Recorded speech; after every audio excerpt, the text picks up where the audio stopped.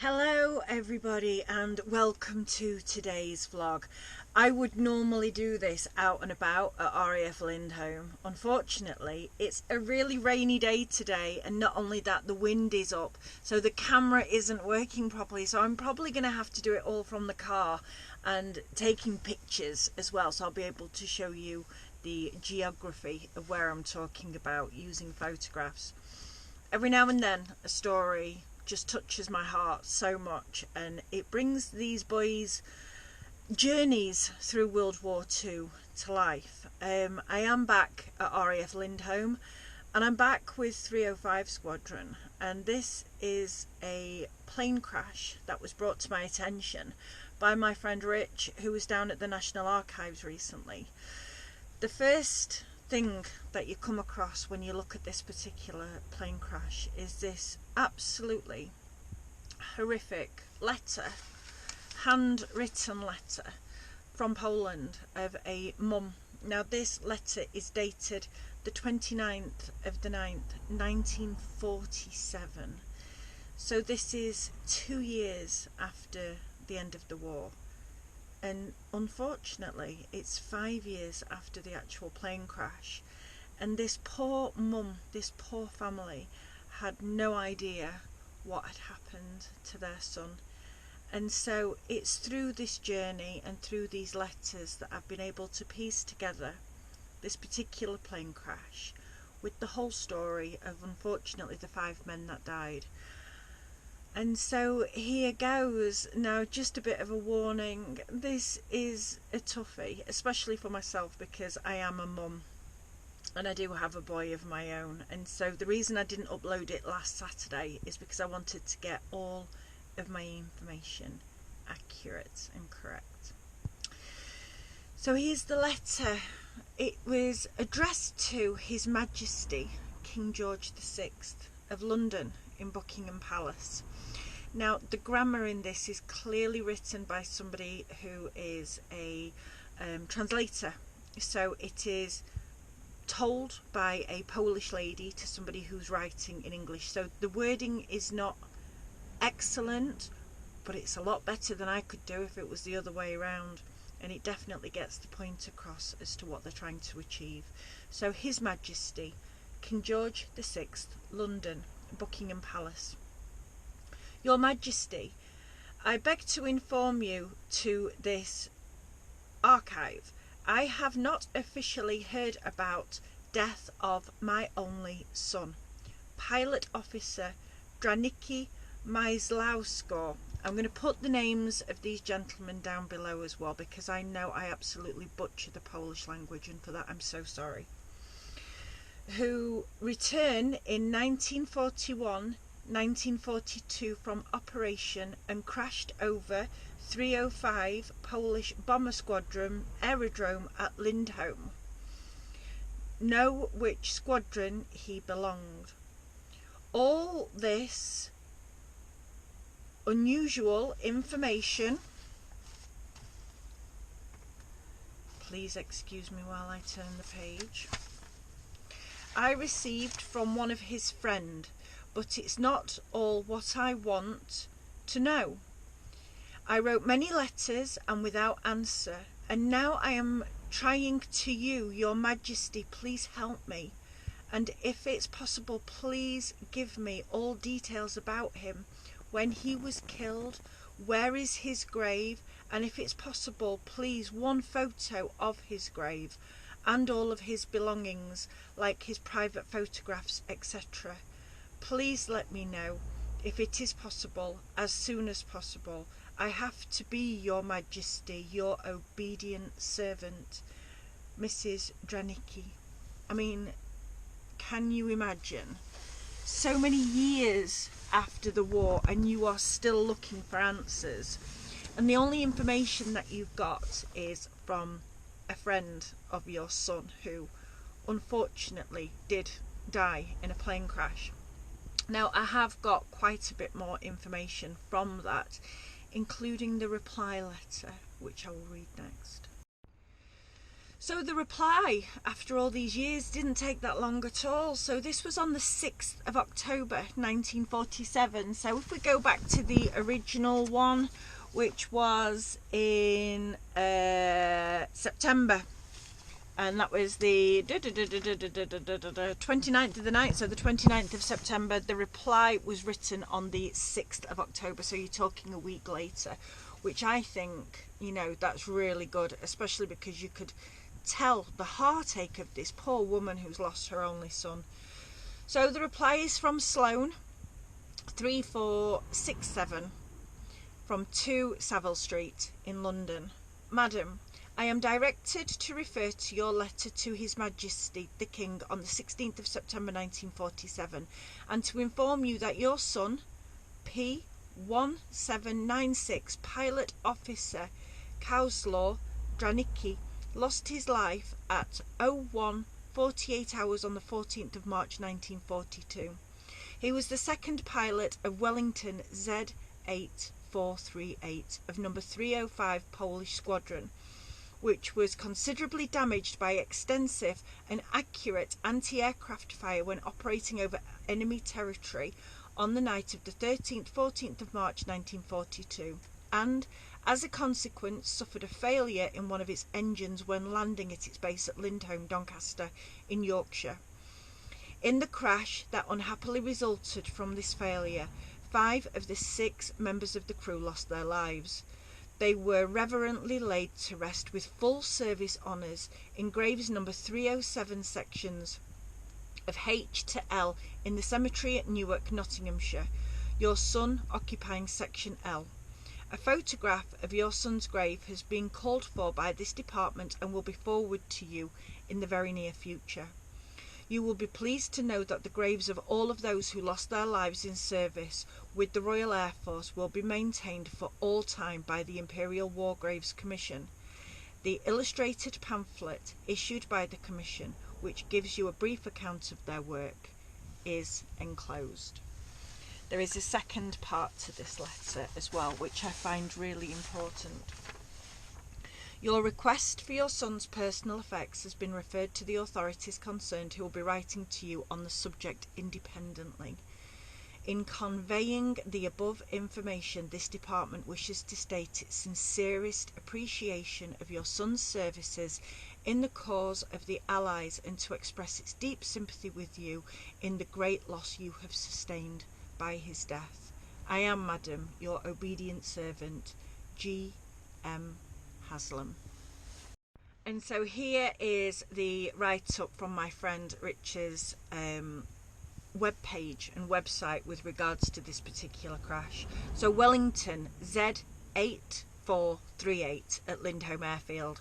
On the night of the 13th-14th of March 1942, this 305 Squadron aircraft was hit by flak on an operational flight to bomb Cologne, and on the return to Lindholme the aircraft overshot and struck a building belonging to the airfield's rifle range. The resulting crash caused the aircraft to catch fire, and although 2 airmen were pulled clear, 1 died later in Doncaster Hospital. In total, 5 Polish airmen died as a result of this accident. Wellington Z8438 was built to contract B71441/40 by Vickers Armstrong Limited at Weybridge and was awaiting collection in October 1941. On the 23rd of October 1941, it was flown to 51 MU at Lichfield for preparation for operational flying. It was then taken on charge by 305 Squadron on the 30th of October 1941 at Lindholme. As a result of the crash at Lindholme on the 14th of March 1942, Cat.E/FB damage was the result of the inspection, and it was then struck off charge on the 18th of March 1942. Here is the list of the gentlemen that were on board that night, the 5 casualties and also the survivor. Now again, I'm probably going to butcher these names with my very limited Polish, so I do not mean any disrespect. In fact, the exact opposite. I wish to honour these men, so I will put their names in a list as well on here, but I will attempt to read them out as well, so huge apologies. So there is pilot Flying officer Czeslaw Remkowski, PAF, P0518, aged 30, buried, Newark Cemetery at Nottinghamshire. Navigator, flying officer Stanislaw Marian Ostawowski, VM, PAF, P0093, died of injuries, aged 26, buried, Newark Cemetery, Nottinghamshire. Pilot officer Mykoslaw Kamiras Dranicki, PAF, P1796, aged 22, buried, Newark Cemetery, Nottinghamshire. Wireless operator Sergeant Eugenista Barla, P780721, aged 33, buried, Newark Cemetery in Nottinghamshire. Air gunner Waclaw Sassin, P781342, aged 25, buried, Newark Cemetery, Nottinghamshire. And the air gunner Sergeant M. Gallas was injured in this particular crash. Now there is an extra bit from this as well, which Rich has written. It is likely that the airman who survived was one Flight Sergeant Mykoslaw Gallas, P/784413, and if so, then he later recovered from his injuries and he was posted to 300 Squadron, but was sadly killed on the 13th of May 1943 when Wellington HE 295 was lost in ops. He was 22 years old and his body was never found. At the end of today's vlog, I am going to put the photographs of the entire file from the archives, just purely because 5 gentlemen lost their lives there and I find it really important. So there is the full crash report here. Also, it states about the aircraft being hit by flak and that the pilot was able to report back to base to say that he had got into difficulty while he was out there. The next form I have is the telegram. So it is immediate secret telegram. A1114-3 FB Wellington Mark II Z8438B, number 305 Polish Squadron, Lindholme, on the 14th of the 3rd, 1942. Now I've just realised we're on the 13th of the 3rd today, so you know, you're talking quite close in time. Anyway, it was dark, so the pilot, it mentions the pilot killed, second pilot killed, navigator died of injuries in Doncaster Infirmary on the 14th of the 3rd, 1942. So Sergeant Barla killed, another Sergeant Sassin killed, Sergeant Gallas slightly injured, injuries to right side of the body, all Polish members of the Polish Air Force. Body of P0093 pilot officer Ostisowski is at Doncaster Infirmary. Sergeant Gallas M in Doncaster Infirmary. Bodies of all the other members of the crew are still at Lindholme. F bombs 1 × 1000, 6 × 500, 1 × 250 incendiary, 2 flares, 2 photo flashes, 4,000 rounds of S.A.A, 1 night camera, type 24, mask 3, bombs dropped in enemy territory, hydraulic system presumed damaged by enemy action, undercarriage lowered by emergency system over the aerodrome. During this operation, poor engine failed. Pilot had not sufficient height to make another circuit and was forced to land downwind. Aircraft overshot the aerodrome and crashed onto the rifle range buildings. Aircraft caught fire on impact. Accidents: Gloucester, no repeat, no. H. Aircraft burnt, category E. Salvage, yes. Repeat, yes. J. 60 MU Kinnett. So the time of the origins of this was 11:15 hours on the 14th of the 3rd, 1942, and it was allocated as a crash circulation and AOL. and it was sent to P4 CAS and US of SIC. I have no idea what that means, but I'm sure that that is telegram speech for very, very important. So let's talk about the geography of the aerodrome. You have seen me walk around that field 1,000,001 times. At the side of the airfield is the A614. I will post a picture of this now, of where the air rifle range is, because it's just opposite the road from the airfield.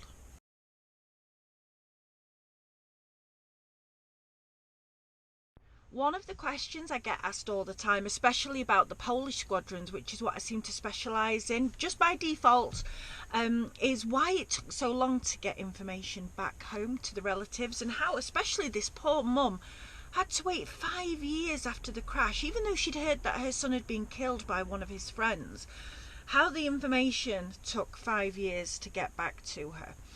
So I've been to Poland and I have seen the devastation firsthand that happened during the war. I have been to the museums. This country was completely overrun and taken over by the Germans. A lot of people were displaced. Millions of people were displaced. You are talking about the entire of Europe at war. There was no internet. There was no mobile phones. This is a time when people still used pigeons to be able to communicate, to be able to get really important documents back. Every plane that went up carried pigeons to be able to, if they crashed, to be able to get notes back home as to where they were and what they did. The animals that were part of this just aren't celebrated enough. However, the men that came over here, that came over to fight, they had no idea, majoritively, what had happened back home. A lot of families, especially from the colder parts of Poland that were close to Siberia, a lot of the richer families ended up in the gulags. Some men that were over here were fighting and they didn't know how many members of family they had left alive back home. They were here literally to kill as many Germans as possible and to just try and make a dent in the atrocities that they'd seen in their own country. So that's why even 5 years later, this poor lady is still looking for answers, because it took such a long time for information to filter back. They were rebuilding the country as well, and there just wasn't such a thing as a postal system for many, many, many years to be able to get information through. So even though this lady has clearly spoken to somebody who is a translator and may have sent many, many, many letters, I find it really difficult that she struggled and was unable to find her son. Now, just as a little bit of a tester, I suppose, I do have this lady's address. She was the next of kin for this young man, and I'm actually going to write to this address and see if anything comes back of it. I'm going to send all the information that I have here as well. But the last picture that I want to show you today is the one of the grave. So you might not be able to see it too well here, but I will post another picture for you to be able to see this one online afterwards. So this photograph was taken by a member of the commission, the Commonwealth War Graves Commission, even though it went by a different name back then. And they were able to send a photograph of the wooden crosses as they were at the time back to the family members upon request. I'm not sure what kind of peace that brought, or I'm not sure what closure that brought. Maybe to know that her son wasn't missing. Maybe the hope that one day she could come and visit, and boy, I really hope she did come and visit. That would be the remarkable end to it. But it's only in recent years, more recent years, that the headstones that you see there now have actually been placed. Originally these were wooden crosses, and that is the picture that his mum would have got. Well, I'm really sorry that today's was a little bit I don't want to say depressing, but unfortunately it's a really bad one when 5 men die. You know, they've gone all the way over to Germany, they've completed their mission as well, and then they've been hit by enemy fire, which has caused them to crash. They've got all the way back home, and then they have crashed on the rifle range. At this point, I want to say a huge thank you to everybody on the disused World War II airbase website for helping me locate where the rifle range was. I'd been given some information by locals about it being at the opposite end near the moors, and it wasn't. It is directly opposite on the A614. So thank you so much for that. Please like and subscribe to this video. It's completely free to do so, and it will not cost you a penny. There's a little bell at the bottom. If you tick on that, we upload every single Thursday, which is myself and William usually doing something camping or living outside or even frying steak like we've done this week on our Denali tent stove. And on a Saturday, as and when I can, when I have the full story together and I can give the story the time it needs to be able to tell it properly with all of the pictures as well, then I will do that. Apologies again for me being sat inside the car. This is not how I imagined it, but it has been raining all morning here and the wind is really high. If I was to go out walking around the aerodrome, you wouldn't have heard a word of any of this. One of the things that Willem X Kid does now benefit from is you can become a member. If you look down below, there is a way that you can become a member of us. That gives you access to some exclusive material. I put exclusive shorts on there, and I also do lives which are completely member only. Thank you so much for watching, and I hope you all take care, and I'll see you next week. Bye bye.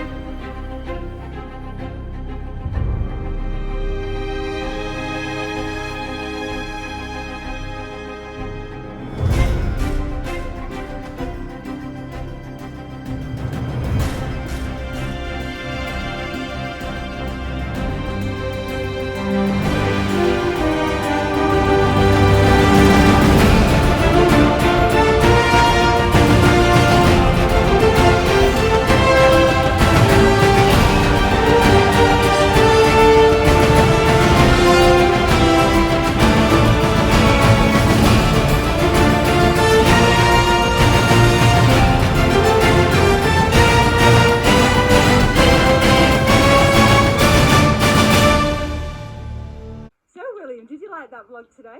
Yeah. And what do you do now? Hit that like.